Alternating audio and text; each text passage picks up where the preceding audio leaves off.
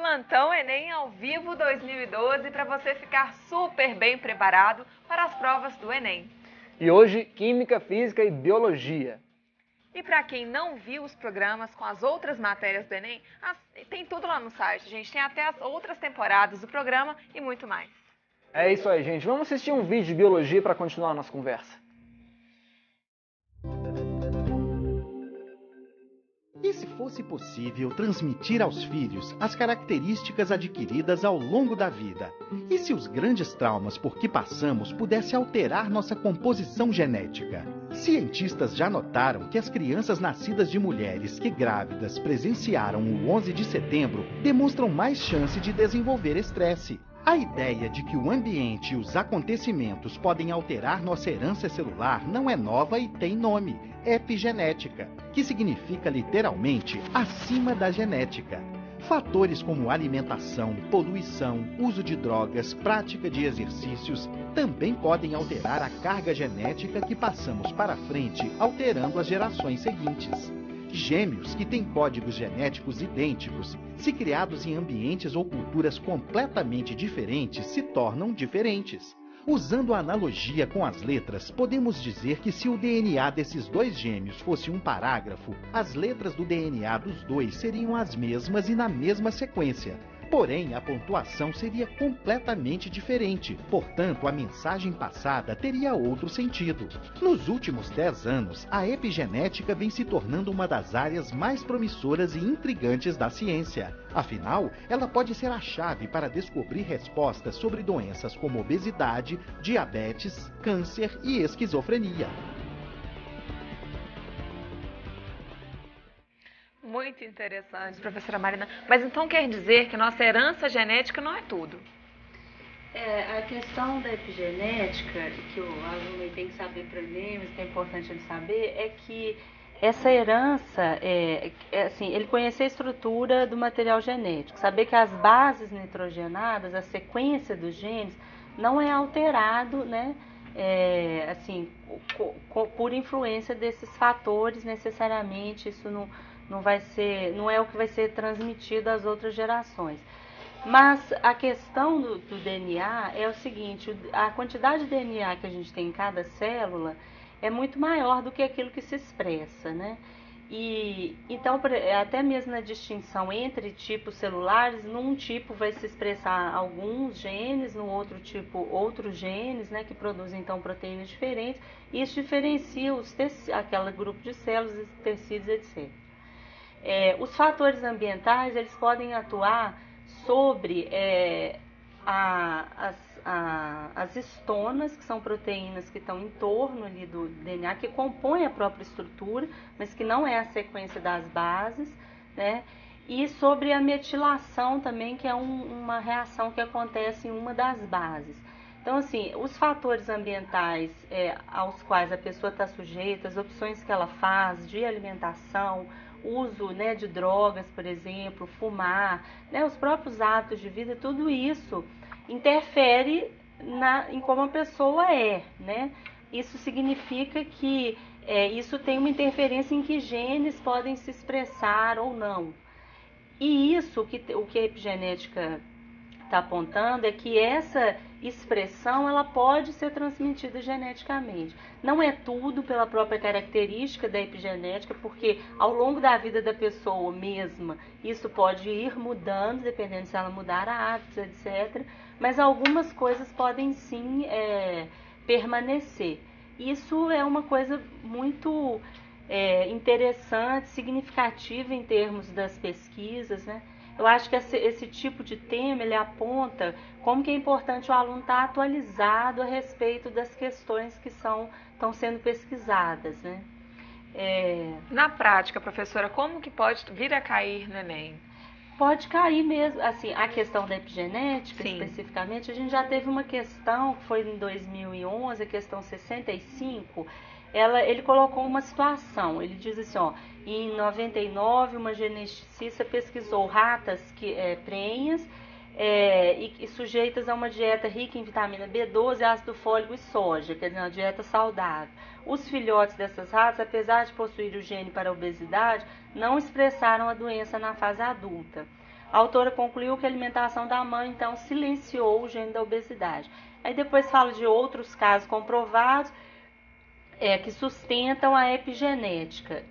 Aí ele diz que a epigenética, que estuda as mudanças na atividade dos genes que não envolvem alterações na sequência de DNA. E aí a questão é assim, alguns cânceres esporádicos representam exemplos de alteração epigenética, pois são ocasionados por... Aí tem as alternativas, no caso ele vai falar assim, aneuploidia do cromossomo X, poliploidia de cromossomos autossômicos. As 4 primeiras alternativas falam de alterações e mutação, né? Ele fala a C é mutação em genes e substituição no gene da cadeia beta da hemoglobina. Todas essas opções apontam para uma mudança na sequência das bases nitrogenadas ou para o fato de que vai ter uma cadeia a mais de DNA, quer dizer, em vez de ele ter 2 cromossomos, vai ter 3 cromossomos, né? Uhum. Então, 3 fitas, né?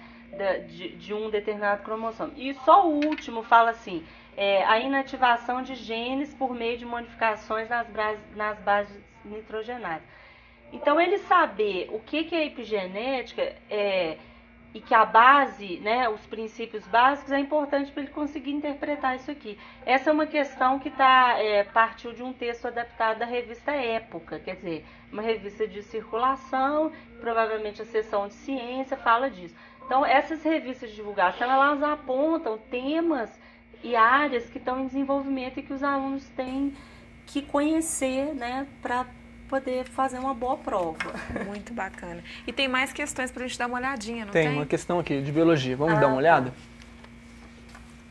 E aí, professora, o que se trata essa questão aí de biologia? Essa questão, ela está falando justamente do entendimento de como que se dá a transmissão de caracteres, né? A epigenética é uma coisa nova, né? Quando acontece alguma situação assim, é descrito um experimento, e nesse caso é aquilo que já está bem consolidado e que é conteúdo, às vezes, do ensino até das séries iniciais, né? Então, ele diz assim, considerando a situação descrita sob o ponto de vista da hereditariedade, da evolução biológica, mas aí acho que falta uma situação, né? O enunciado está aí, professora. Não, ele não está aqui, não. Dessa questão, não? Deixa eu ver se eu... Aí, aqui, professora, está aqui, ó. Experimentos realizados no século XX demonstraram que hormônios femininos e mediadores químicos atuam no comportamento materno de determinados animais, como cachorros, gatos e ratos, reduzindo o medo e a ansiedade, o que proporciona maior habilidade de orientação espacial.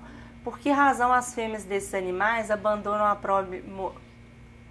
Por essa razão, as fêmeas desses animais abandonam a prole momentaneamente a fim de encontrar alimentos, o que ocorre com facilidade e rapidez. Ainda são capazes de encontrar rapidamente o caminho de volta para proteger os filhotes. Então, o importante aí é dizer que hormônios femininos, né? Então, a ênfase é nessa questão dos hormônios. Uhum. Considerando a situação descrita do ponto de vista da hereditariedade da evolução, o comportamento materno decorre da ação da substância decorrente da ação das substâncias citadas Então, ele está dizendo assim, olha, tem um hormônio que expressa determinado comportamento. Esse hormônio, ele é produzido pelo material genético, quer dizer, a orientação para produzir esse tipo de substância está no DNA, né? Está falando da transmissão dessa característica. Então, transmitido de geração a geração, sendo que os indivíduos portadores dessas características terão mais chance de sobreviver e deixar os descendentes com as mesmas características. Essa já é a alternativa. Porque eles vão ter mais chance de sobreviver pela própria recurso ali que eles têm de criação da prole, né, de ser capaz de proteger. E as outras estão erradas, né? Por exemplo, a B, transmitido em intervalos de gerações. Vocês não têm um salto, né, de transmissão, é do pai para a geração seguinte e sucessivamente, alternando, então essa aí está errada.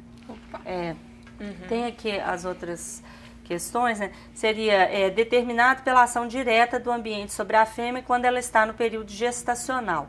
Portanto, todos os descendentes receberão a característica. Aqui induziria a pensar que a situação ao qual o o pai está sujeito, iria definir a condição do ser, que está um pouco relacionada à epigenética, mas nesse caso aí, a transmissão a gente tem que pensar no momento da fecundação. Então isso já aconteceu, claro que tem uma influência na gestação, mas o que ele está falando é da transmissão das características hereditárias. Então, não é essa alternativa também, né? Porque iria supor que uma coisa que acontece vai repercutir. A epigenética está apontando para isso, mas pela natureza da questão, como ele não falou especificamente desse conteúdo que é novo, então essa é uma alternativa que pode ser eliminada. A Dê já veio falar pra gente aí que as fêmeas teriam mais, né? Determinaria mais, né, determinariam mais, e o outro fala que os machos determinariam mais. Então, o que ele está querendo, na verdade, a questão está perguntando é o seguinte, como que se dá a transmissão genética, que é de geração em geração, e com a influência de macho e fêmea, né? No caso de reprodução sexual. Basicamente é isso, né? E professora, tem alguma dúvida que os alunos têm mais quando a biologia trata da genética? Tem saber, né, os genes, gataca, né, G, o A, o que casa com o que? Isso dá dúvida, gera dúvidas. É muito importante eles saberem a estrutura. Esse é um tema que tem caído muito na prova, né? E é muito importante eles conhecerem essa estrutura. Como é um modelo teórico, né, e que você aplica e vê os resultados, esse modelo funciona, é importante que eles conheçam esse modelo, a dupla hélice, né, a questão de como que é essa estrutura, como que funciona o processo de transcrição, de tradução em proteínas, então conhecer isso. Eu vejo que assim, tem a questão de biotecnologia, é uma questão forte na prova de biologia, pela relevância desse tema, né, na atualidade. Então, tem muito material de divulgação sobre isso que os alunos podem acessar. Então, a questão pode vir com um contexto de um experimento e pedir um conteúdo específico. Ok, né, eles têm que dar uma aprofundada. Estudar esse assunto. Ok, muito obrigada. E o programa está terminando. Sábado que vem tem mais Plantão Enem ao vivo, com um programa especial sobre a crise mundial. Tema muito quente para o Enem. Mas não acabou não, hein, gente? O programa continua no site do Plantão Enem e no Facebook. Acesse e continue com a gente. A gente se vê lá. Tchau. Até já.